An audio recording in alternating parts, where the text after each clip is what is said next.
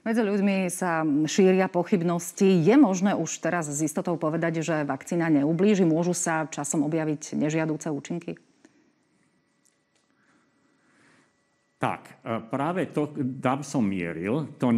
Ten najväčší strašiak je, nenaočkujú mi touto vakcínou ochorenie covidu? Nie, celkom iste nie. My nepodávame vírus, podávame len informáciu na vytvorenie jedného proteínu, jednej čiastky vírusu.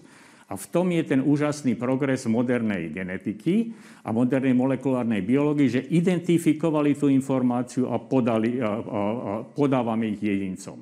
Na druhej strane neskoré účinky vakcinácie ešte nevieme popísať, pretože ešte je krátka doba a počkáme si rok, dva, či sa aj opozdené účinky ukážu, ale dnes už môžem zodpovedne prehlásiť, že riziko naočkovania COVID-19 tam nie je.